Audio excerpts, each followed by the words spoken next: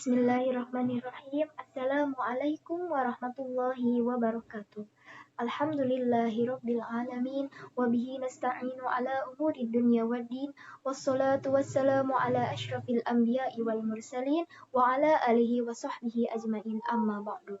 Yang terhormat Ibu dosen pengampu mata kuliah Psikologi Pendidikan, Ibu Resti Warliani SSI MPD yang kami hormati, serta teman-teman semua yang kami cintai. Alhamdulillah pada kesempatan kali ini kami dari kelompok 3 yang beranggotakan saya, Rani Putri Septianti, serta dua rekan saya yaitu Andini Febia Alfiansyah dan Dian Agus akan mempresentasikan tentang teori belajar kognitif dan penerapannya dalam pembelajaran.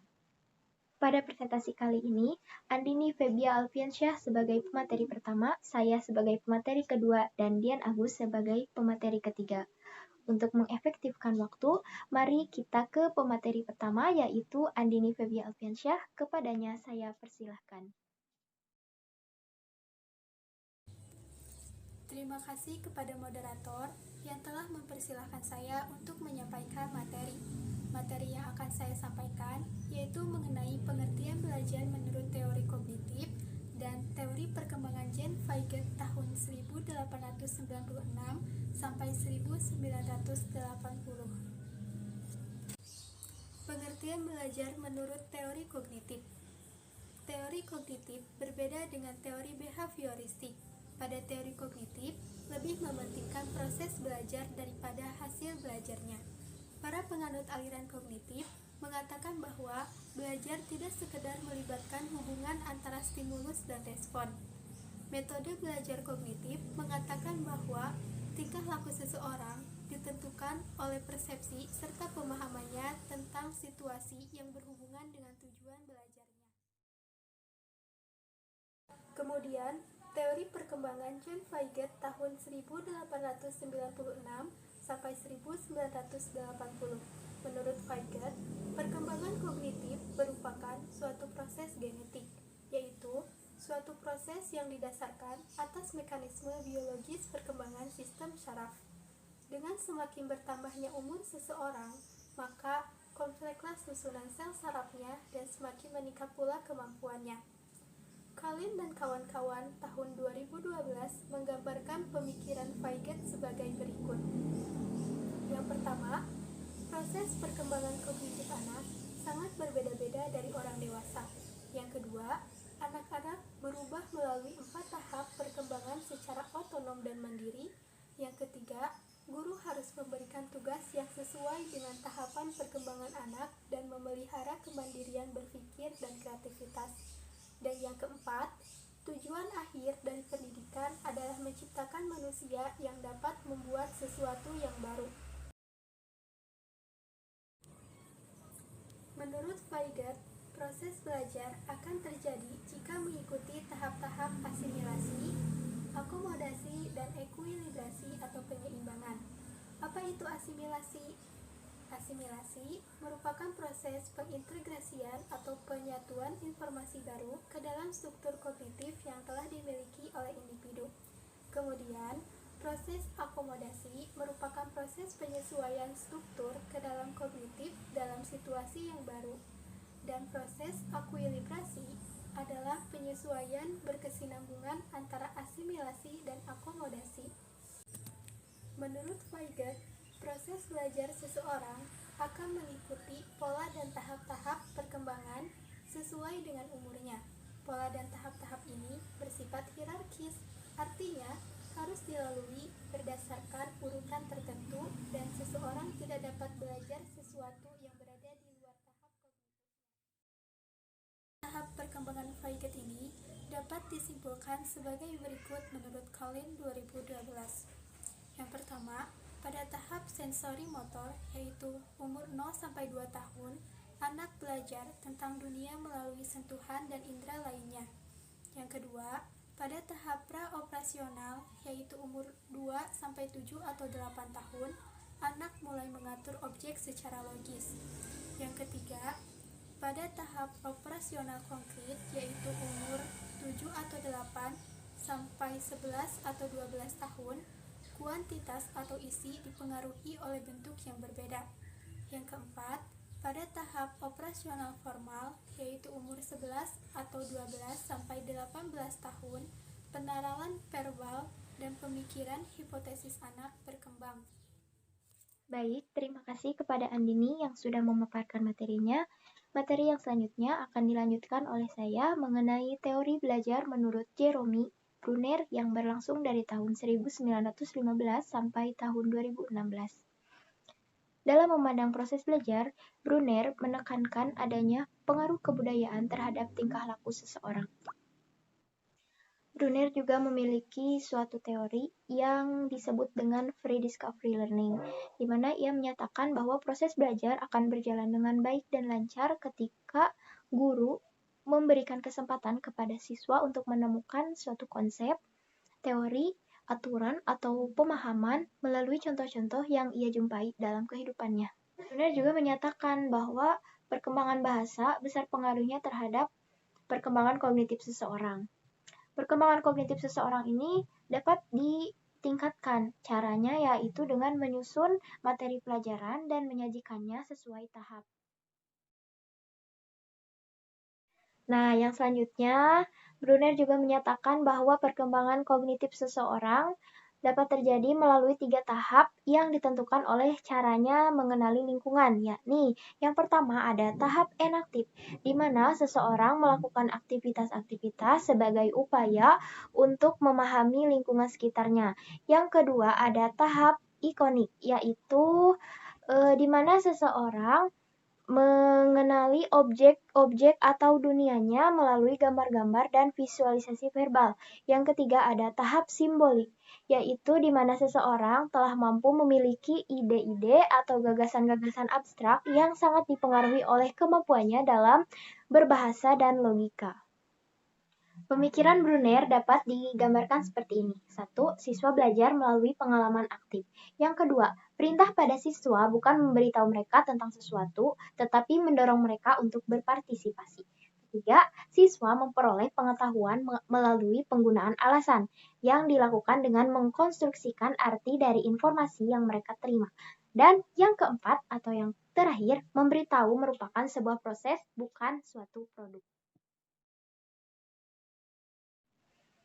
Nah, yang selanjutnya ada teori belajar bermakna David Ausubel yang berlangsung dari tahun 1918 sampai 2008.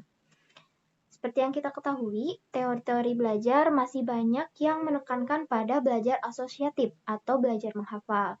Sedangkan kita juga tahu belajar seperti itu tidak banyak bermakna bagi siswa. Nah, ada yang disebut dengan struktur kognitif, yaitu struktur organisasional yang ada dalam ingatan seseorang yang mengintegrasikan unsur-unsur pengetahuan yang terpisah-pisah ke dalam suatu unit konseptual. Teori kognitif banyak memusatkan pada konsepsi bahwa perolehan dan retensi pengetahuan baru merupakan fungsi dari struktur kognitif yang telah dimiliki oleh setiap siswa. Nah, yang pertama kali mengemukakan konsepsi ini adalah Ausubel. Nah, untuk lebih lanjutnya mengenai teori belajar bermakna dari David Ausubel akan dilanjutkan oleh pemateri ketiga yaitu Dian Agus. Kepadanya saya Terima kasih kepada moderator yang telah memberikan kesempatannya. Langsung saja ke dalam pembahasan. Di sini saya akan melanjutkan materi yaitu tentang teori belajar bermakna David Ausubel pada tahun 1918 sampai 2008. Konsepsi dasar mengenai struktur kognitif inilah yang dijadikan landasan teoretik dalam mengembangkan teori-teori pembelajaran. Beberapa pemikiran ke arah penataan isi bidang studi atau materi pelajaran sebagai strategi perorganisasian.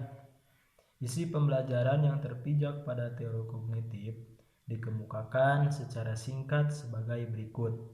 Atau Keng pada tahun 1989. Yang pertama, hierarki belajar. Gagnon menekankan kajiannya pada aspek penataan urutan materi pelajaran dengan memunculkan gagasan mengenai persyaratan belajar yang dituangkan dalam suatu struktur isi yang disebut hierarki belajar. Poin selanjutnya, analisis tugas. Cara lain yang dipakai untuk menunjukkan keterkaitan isi bidang studi adalah information processing approach to ask analysis. Hubungan prosedur menunjukkan bahwa seorang dapat saja mempelajari langkah terakhir dari suatu prosedur pertama kali, tetapi dalam unjuk kerja ia tidak dapat mulai dari langkah yang terakhir. Poin selanjutnya, Subsumpit Squares Ausubel mengemukakan gagasannya mengenai cara membuat urutan isi pengajaran yang dapat menjadikan pengajaran lebih bermakna bagi yang belajar. Ia menggunakan urutan umum kerinci atau subscript sebagai strategi utama untuk mengorganisasi pengajaran. Poin selanjutnya, kurikulum spiral. Gagasan tentang kurikulum spiral yang dikemukakan oleh Brunner dilakukan dengan cara mengurutkan pengajaran.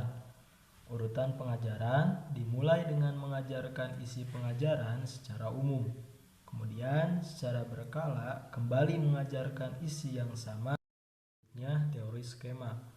Teori skema juga menggunakan urutan umum kerinci. Teori ini memandang bahwa proses belajar sebagai perolehan pengetahuan baru dalam diri seseorang dengan cara mengkaitkannya dengan struktur kognitif yang sudah ada.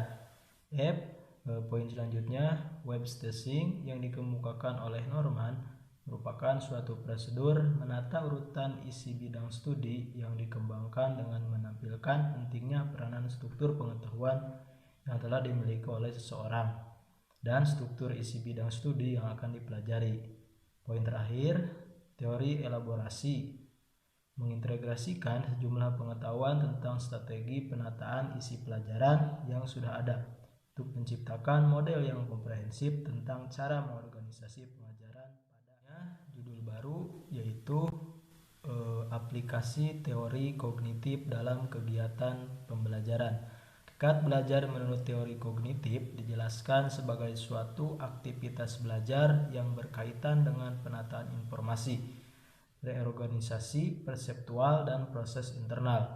Kegiatan pembelajaran yang berpijak pada teori belajar kognitif ini sudah banyak digunakan. Kegiatan pembelajarannya mengikuti prinsip-prinsip sebagai berikut. Beberapa poin di bawah ini. Pertama, siswa bukan sebagai orang dewasa yang muda dalam proses berpikirnya.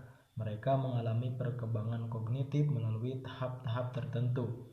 2. Anak usia prasekolah dan awal sekolah dasar akan dapat belajar dengan baik, terutama jika menggunakan benda-benda konkret. Ketiga, keterlibatan siswa secara aktif dalam belajar amat pentingkan, karena hanya dengan mengaktifkan siswa maka proses asimilasi dan akomodasi pengetahuan dan pengalaman dapat terjadi dengan baik. Selanjutnya, keempat, untuk menarik minat dan meningkatkan retensi belajar perlu mengkaitkan pengalaman atau informasi baru dengan struktur kognitif yang telah dimiliki si pelajar. 5. Pemahaman dan retensi akan meningkatkan jika materi pelajaran disusun dengan menggunakan pola atau logika tertentu dari sederhana ke kompleks. 6. Belajar memahami akan lebih bermakna daripada belajar menghafal. Agar bermakna, informasi baru harus disesuaikan dan dihubungkan dengan pengetahuan yang telah dimiliki siswa.